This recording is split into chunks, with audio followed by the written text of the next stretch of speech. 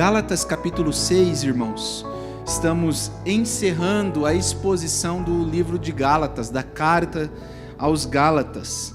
Ficamos aí alguns meses nessa carta, meditando, capítulo a capítulo, bloco a bloco, e hoje nós vamos encerrá-la, finalizar esta exposição. Mas hoje nós vamos falar um pouquinho sobre a igreja que vive o Evangelho. Tá? Esse é o título do sermão, da exposição, a igreja que vive o Evangelho. Nós vamos ler até o versículo 18, a palavra do Senhor diz assim, Gálatas capítulo 6, a partir do verso 1, diz assim: Irmãos, se alguém for surpreendido em alguma falta, vós que sois espirituais, corrigi-o com espírito de brandura, e guarda-te para que não sejais também tentado.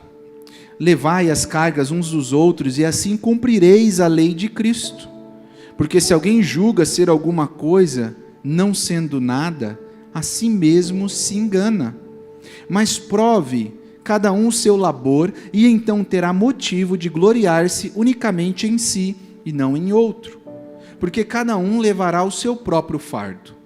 Mas aquele que está sendo instruído na palavra, faça participante de todas as coisas boas aquele que o instruiu. Não vos enganeis, de Deus não se zomba, pois aquilo que o homem semear, isso também ceifará. Porque o que semeia para a sua própria carne, da carne colherá corrupção. Mas o que semeia para o Espírito, do Espírito colherá vida eterna. Não nos cansemos de fazer o bem, porque a seu tempo ceifaremos, se não desfalecermos. Por isso, enquanto tivermos oportunidade, façamos o bem a todos, mas principalmente aos da família da fé. Vede com que grandes letras, ou com que letras grandes, vos escrevi de meu próprio punho. Todos os que querem ostentar-se na carne, estes vos constrangem a vos circuncidardes somente para não serem perseguidos por causa da cruz. Pois nem mesmo aqueles que se deixam circuncidar guardam a lei. Antes, querem que vos circuncideis para se gloriarem na vossa carne. Mas longe esteja de mim gloriar-me, senão na cruz de nosso Senhor Jesus Cristo, pelo qual o mundo está crucificado para mim, e eu para o mundo. Pois nem a circuncisão é coisa alguma, nem a circuncisão, mas o ser nova criatura. E a todos quantos andarem de conformidade com esta regra, paz e misericórdia, seja sobre eles e sobre o Israel de Deus. Quanto ao mais, ninguém me moleste, porque eu trago no meu corpo as marcas de Cristo. A graça de nosso Senhor Jesus Cristo seja, irmãos, com o vosso espírito. Amém. Amém. Vamos orar, pedir a graça de Deus. Pai, obrigado. Obrigado por mais esse dia, obrigado por mais essa oportunidade que o Senhor tem nos concedido, o Senhor tem nos dado para estarmos juntos com os nossos irmãos, reunidos para louvar ao Senhor, para entregar ao Senhor o nosso coração como oferta agradável e também para ouvir a Tua palavra. Que agora, Senhor, a Tua palavra possa ser um instrumento da verdade, que nos exorta, que nos consola, que nos constrange, que nos edifica e que nos ensina, para que possamos continuar, Senhor, caminhando segundo a Tua palavra, segundo a verdade e segundo aquilo que o Senhor tem para nós, vivendo para a glória do Senhor. Esta é a nossa oração com fé, no nome de Jesus. Amém. Irmãos, nós estamos tratando essa carta há alguns meses, e aqui Paulo chega no seu finalmente.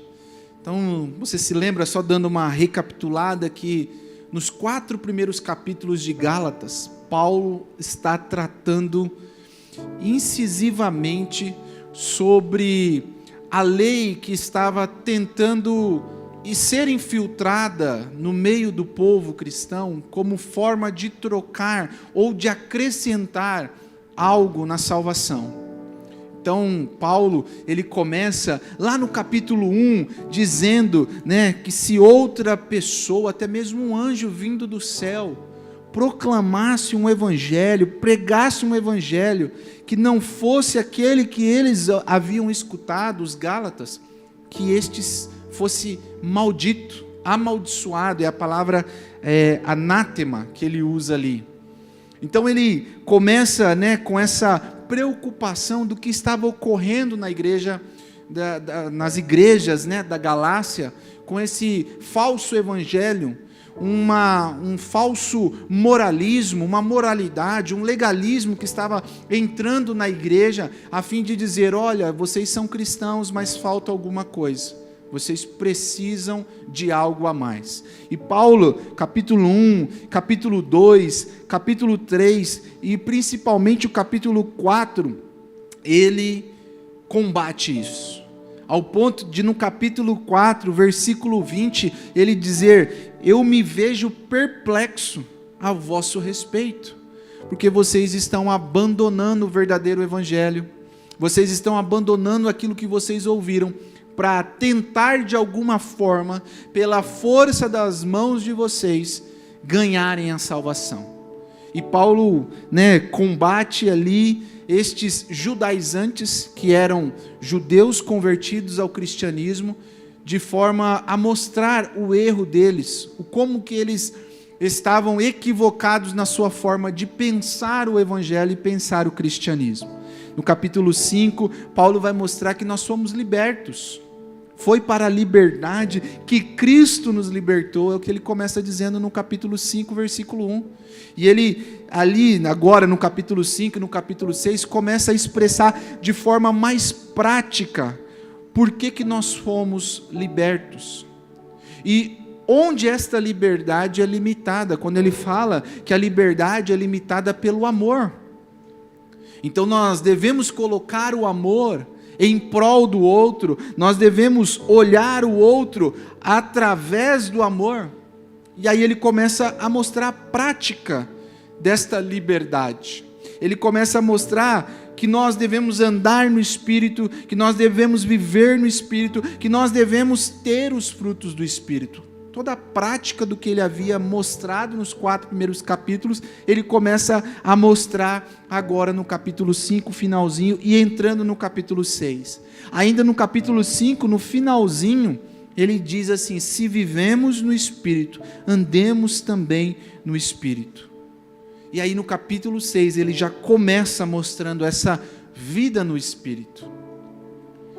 Ele já começa mostrando que a verdadeira liberdade, a ideia central do capítulo 6, é ele mostrando que a verdadeira liberdade cristã se expressa em uma vida conduzida pelo Espírito, marcada por um amor prático e a responsabilidade pessoal nossa para com o outro, dependendo sempre da cruz de Cristo.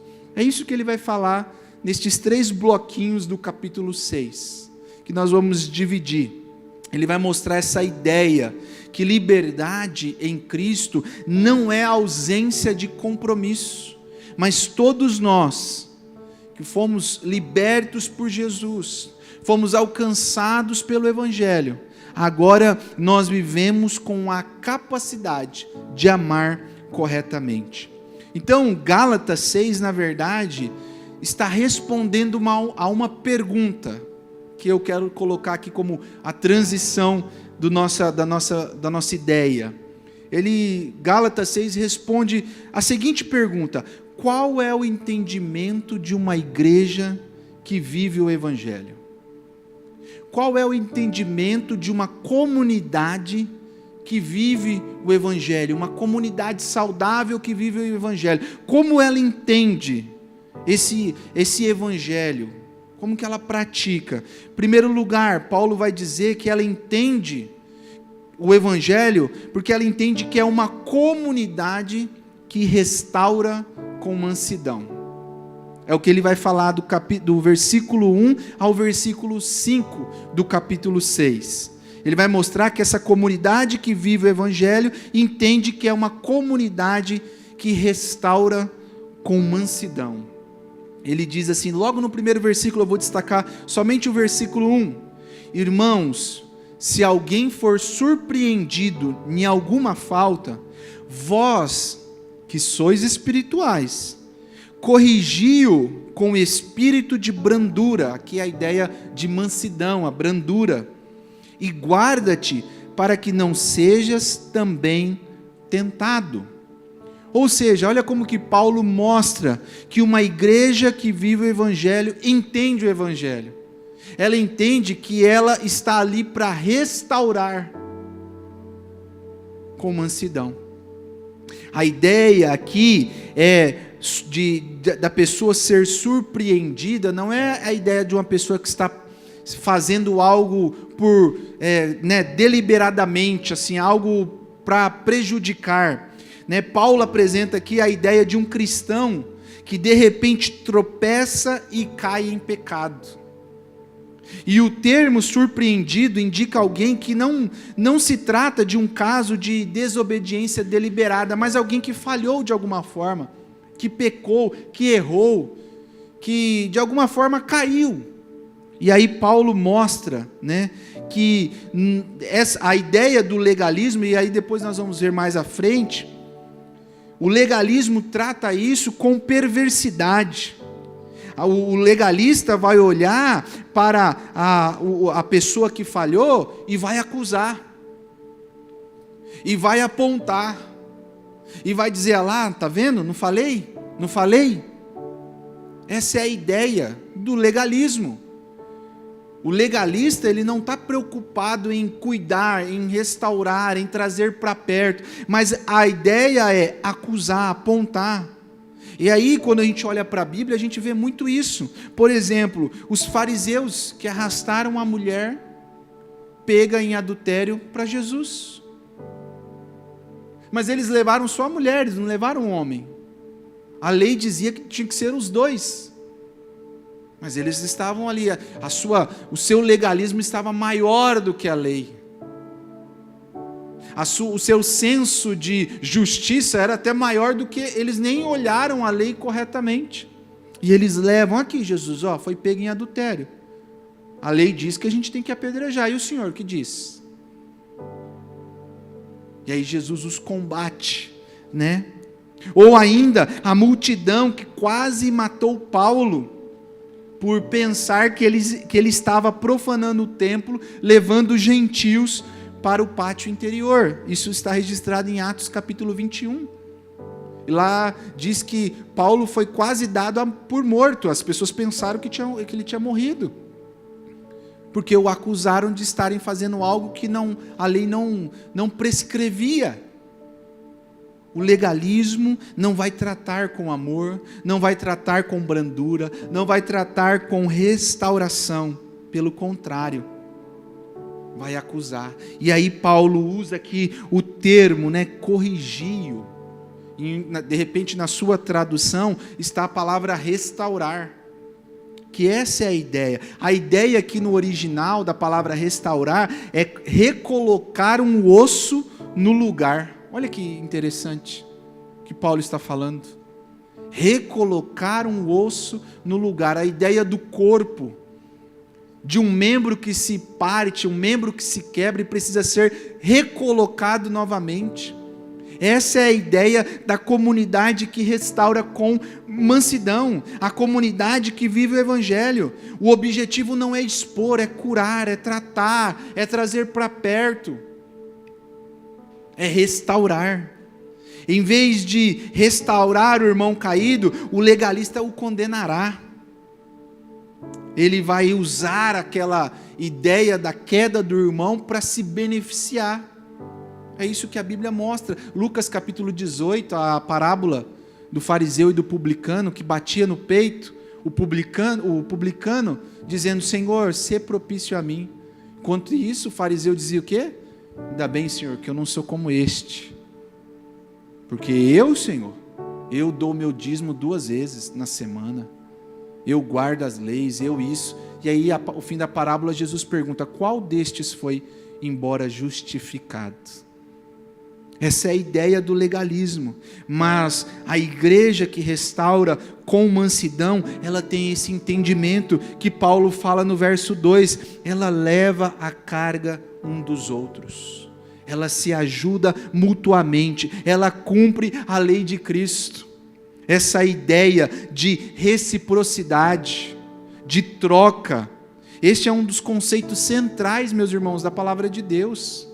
A expressão amar uns aos outros aparece pelo menos uma dúzia de vezes no Novo Testamento. Não só ela, mas outras expressões que são sinônimas. Orai uns pelos outros, edificai-vos reciprocamente, preferi-vos honra uns aos outros, sede mutuamente hospitaleiros. E agora Paulo usa, levai a carga um dos outros. Essa ideia de podermos dividir juntos as cargas, podermos estar participando juntos, uns dos outros, do sofrimento, das angústias. A igreja, aqui uma metáfora, né? A igreja não é um tribunal, a igreja é uma enfermaria, onde nós tratamos. E aí a aplicação é como você reage ao pecado do outro. E eu não estou dizendo que nós devemos passar o pano, esconder. Tem um texto, né, que às vezes as pessoas usam erroneamente, dizendo que o amor cobre a multidão de pecados. Não, mas eu amo, então a gente vai cobrir. Não é essa a ideia que Pedro fala lá. A ideia é que por eu amar a pessoa, por eu amar o meu irmão, eu vou corrigi-lo. Eu não vou virar as costas para ele, eu não vou abandoná-lo, mas eu vou cobrir o pecado no sentido de trazê-lo, corrigi-lo, ampará-lo e dizer, eu estou aqui do seu lado. É isso que uma comunidade que vive o Evangelho entende, o que é viver o Evangelho. Ela entende que ela precisa restaurar, cuidar, trazer para perto, amar. Como, irmãos, nós temos reagido? Nós tacamos pedras ou nós oferecemos ataduras? Cuidado, amor. A espiritualidade madura não é uma espiritualidade que aponta o erro dos outros, mas que restaura, que corrige, que abraça. Nós precisamos ser mais, irmãos, uma comunidade da graça, uma comunidade de graça, do que uma comunidade de performance, porque muitas vezes as igrejas estão mais preocupadas com a performance, e quando uma pessoa falha, quando uma pessoa erra, nós esquecemos da comunidade de graça. E aí Paulo vai dizer que a igreja que vive o Evangelho, ela entende que a missão dela é restaurar com mansidão. Esse é o primeiro ponto que Paulo destaca. No segundo ponto, Paulo vai destacar que a comunidade que vive, que entende, né, o que é viver o Evangelho, é uma comunidade que compartilha bênçãos. Ela é uma comunidade que compartilha bênçãos. E aí está no segundo bloco, capítulo 6, versículo 6 ao versículo 10, onde Paulo usa a metáfora da semeadura. Mas aqui eu destaco o verso 6, onde Paulo diz assim, mas aquele que está sendo instruído na palavra, faça participante de todas as coisas boas aquele que o instrui. A ideia aqui de Paulo é essa ideia de partilhar, compartilhar bênçãos, não só espirituais, nós vamos ver aqui, mas também bênçãos materiais. Essa é a ideia de Paulo. Ele diz assim, faça-se participante de todas as coisas boas. E a igreja, irmãos, desde os primeiros passos do seu início, sempre foi uma igreja marcada pela experiência de compartilhar. Você vê isso em Atos capítulo 2, versos 42 de 41 a 47. Quando diz que lá não havia falta entre eles, não havia necessidade entre eles, pelo contrário, eles compartilhavam com alegria aquilo que eles tinham. Ali a ideia, né, do termo é koinonia, que é o ter em comum. Essa é a ideia. Eles tinham tudo em comum. Eles partilhavam. Eles se referiam-se, né, a este partilhar também a comunhão em Cristo, a fé em comum e até mesmo a participação nos sofrimentos era compartilhada pela comunidade que entende o que é viver o Evangelho. Isso é uma verdade, irmãos, na igreja, porque nós choramos com os que choram. Nós ficamos angustiados quando nós recebemos a notícia de um diagnóstico de um irmão nosso, da nossa comunidade. E nós nos preocupamos, nós oramos, nós queremos visitar, nós queremos estar juntos, mas também nós nos alegramos com as bênçãos de irmãos nossos. Quando o irmão, por exemplo, um jovem da nossa igreja, passa em primeiro lugar em 3 cursos disputadíssimos de medicina, nós ficamos felizes, abraçamos, damos também para os pais, como foi aqui na nossa igreja. Isso é a comunidade que compartilha bênçãos, irmãos. E aí Paulo vai usar aqui a figura do agricultor que semeia, porque ele vai dizer aqui no verso 7, que aquele que semeia para si, ou seja, o orgulhoso, que pensa só em si, ele vai colher corrupção. Na verdade, o verso 8 ele fala isso, porque o que semeia para a sua própria carne colherá corrupção, mas o que semeia para o Espírito, do Espírito colherá a vida.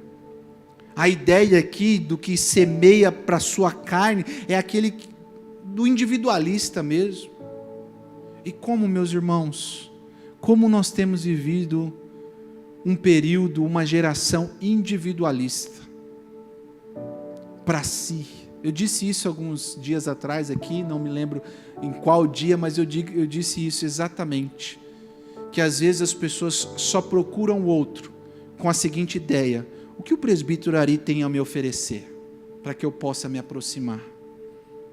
O que a dona Geralda tem para me dar, para que eu possa me aproximar, para que eu possa ter uma amizade, para que eu possa chegar mais próximo? É aquele que só semeia para si, é aquele que só tem para si. Mas Paulo vai dizer que não, que nós temos que semear para o Espírito, porque nós receberemos vida. E ele diz, olha, e aí ele usa aqui, né? Não nos cansemos de fazer o bem. Quem já trabalhou na agricultura sabe que é difícil, porque você semeia e não sabe se vai colher. Tem chuva, tem outras situações que podem acontecer com o clima. E aí?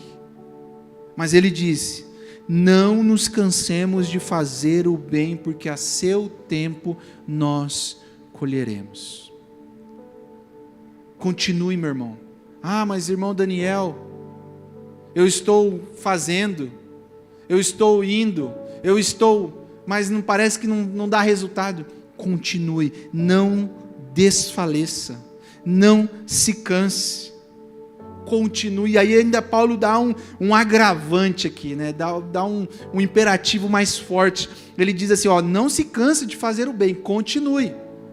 Quem sabe, nós não sabemos, né? Mas a comunidade tinha alguns irmãos que não ia, nem com empurrão.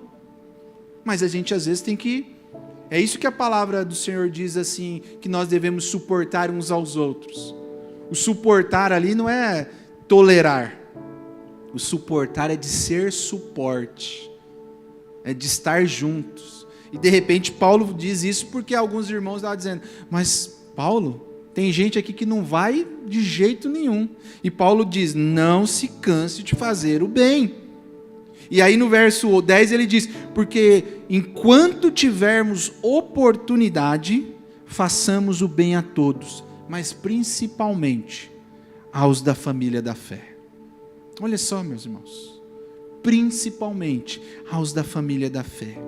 Paulo está aqui trazendo um incentivo para continuar a fazer o bem, a compartilhar bênçãos, a estar juntos, porque a colheita, meus irmãos, muitas vezes é invisível, mas o semear, né? Na verdade o semear é invisível, mas o colher é inevitável.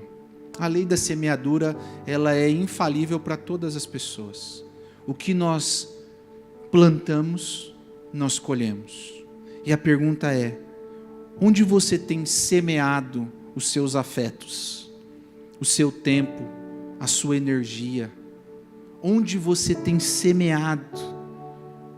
Como você tem compartilhado as bênçãos que Deus tem te dado? Aquilo que o Senhor tem te dado, como você tem compartilhado isso com os da família da fé? Não é só questão monetária, mas o seu tempo, uma visita, um abraço, um alô, um estar junto, um se preocupar com o irmão que às vezes no culto você sabe que aquele irmão sempre senta ali ao seu lado. Nós que estamos ali atrás, os pastores sempre sabemos, né, onde que as pessoas mais ou menos já têm um cantinho delas. Você também, meu irmão, se preocupar, sentir sua falta, como que está, vamos orar junto. Isso é uma comunidade que entende o que é viver o Evangelho, uma comunidade que compartilha bênçãos. Mas em último lugar, irmãos, Paulo vai mostrar então que a comunidade que vive o Evangelho, de fato, entende que a nossa fé se gloria somente na cruz de Cristo. E é isso que Paulo vai encerrar o capítulo 6 mostrando. A comunidade que vive o Evangelho entende que a sua fé só pode, unicamente, se gloriar na cruz de Cristo. Nós, enquanto IPVO, não podemos nos gloriar nos nossos recursos, no tamanho da nossa igreja, na capacidade que temos de administrar os recursos, ou de receber as pessoas, ou como as pessoas que chegam dizem, o acolhimento, que muitas vezes é o que faz a pessoa ficar na IPVO. Não, irmãos, isso tudo são obras, é a graça de Cristo. Nós, enquanto comunidade que vivemos o Evangelho, devemos nos gloriar somente na cruz de Cristo. E aqui Paulo dá uma pancada nos judaizantes, nos legalistas. No verso 14, eu destaco o verso 14, todo esse bloco ele vai falar sobre isso, sobre a glória da cruz de Cristo, mas no verso 14 ele diz: quanto a mim, jamais me glorie, a não ser na cruz de nosso Senhor Jesus Cristo. Meus irmãos, quem está dizendo isso é o apóstolo Paulo. Aos olhos humanos, seria requisitado em todas as palestras, em todas as convenções, em todas as conferências do nosso tempo. Plantador de igreja, poliglota, um homem que escreveu quase, a maioria do Novo Testamento. Por 30 anos viveu pregando, levando a palavra, evangelizando, ganhando almas, plantando igrejas, constituindo presbitérios, presbíteros, treinando homens e mulheres para a seara. Mas ele olha para tudo isso e diz: longe de mim gloriar-se, a não ser na cruz de Cristo. Paulo está combatendo aqui o legalismo, porque os falsos mestres queriam a aparência, os falsos mestres queriam, ser aprovados pelas pessoas. O livro de Gálatas, a carta mostra isso. O principal objetivo deles não era ganhar almas para Cristo e nem ajudar os cristãos a crescerem na graça, mas o principal propósito dos legalistas eram mais convertidos para, na verdade, gabar-se deles, para falar o quanto eles eram melhores, falavam melhores. Mesmo não tendo coisa alguma boa dentro de si, eles desejavam causar excelente impressão exterior, e não realizavam a obra para o bem da igreja, e nem para a glória de Deus, mas somente para a sua própria glória. É o que Paulo fala no verso 12: todos os que querem ostentar-se, gloriar-se na carne, estes vos constrangem a vos circuncidardes, somente para não serem perseguidos por causa da cruz de Cristo. Pois nem mesmo eles, que se deixam circuncidar, guardam a lei. Antes querem que vocês se circuncidem, para se gloriarem da vossa carne. Ou seja, nem eles mesmos, o que eles queriam a aprovação. Então Paulo volta à cruz de Cristo. Paulo mostra a cruz de Cristo. Porque lá no capítulo 2, no versículo 21, Paulo já tinha dado ênfase nisso quando ele diz assim, no versículo 20 e no versículo 21 do capítulo 2, logo já não sou eu quem vive, mas Cristo que vive em mim. E esse viver que agora tenho na carne, vivo pela fé no Filho de Deus, que me amou e a si mesmo se entregou por mim. Não anulo a graça de Deus, pois se a justiça é mediante a lei, segue-se que morreu Cristo em vão. Então, o que Paulo está dizendo? Se vocês que querem ostentar na lei estão dizendo que a salvação é através da lei, a morte de Cristo foi em vão. E aí ele apresenta a cruz. Por quê, irmãos? Porque a cruz mata o orgulho. A cruz tira a nossa autossuficiência. A cruz cria uma nova identidade. É o que Paulo fala. Porque quando nós olhamos para a cruz, nós vemos que lá era o nosso lugar, mas que nós não teríamos a capacidade de suportar. Mas Paulo fala, Cristo morreu por nós.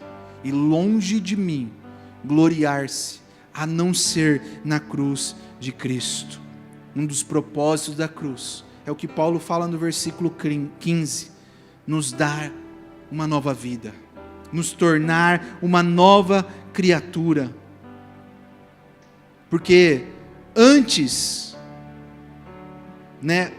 aqueles que achavam que eram descendentes de Abraão, por ser descendentes, estavam por cima. Paulo mostra não, que a cruz nos torna novas criaturas e descendentes de Abraão por conta da fé em Cristo Jesus. Porque nós experimentamos a circuncisão no coração, muito mais eficaz do que a circuncisão física. E é isso que Paulo mostra. Paulo mostra a cruz, e ele mostra que uma comunidade que entende o que é viver o Evangelho, ela vai se gloriar somente na cruz de Cristo. Porque tudo é pela graça. Tudo é por aquilo que Cristo fez por nós. Meu irmão, do que você tem se gloriado? Do desempenho religioso? Do quanto você é bom? Do quanto você é isso, é aquilo? Ou da graça redentora? Paulo diz, miserável homem que sou, quem me livrará do peso desta morte? Se ficasse somente neste verso, nós estaríamos perdidos. Mas ele diz, graças a Deus por intermédio de Jesus Cristo, que morreu, ressuscitou, está à destra do Pai e um dia virá para nos buscar. A cruz não apenas nos salva, meus irmãos, mas ela redefine o que realmente importa para nós vivermos o verdadeiro Evangelho. E aí Paulo termina essa carta mostrando que realmente, onde a vida cristã realmente começa. Ela começa restaurando pessoas com amor, ela começa vivendo com responsabilidade espiritual e ela começa se gloriando somente na cruz. E aí no verso 18 ele dá uma bênção. A graça de nosso Senhor Jesus Cristo seja com o espírito de vocês. Que nós, irmãos, possamos ser uma comunidade que entende de fato o que é viver o Evangelho. Uma comunidade saudável. Uma comunidade que entende o que é ser cristão. Que Deus nos ajude. Amém, meus irmãos?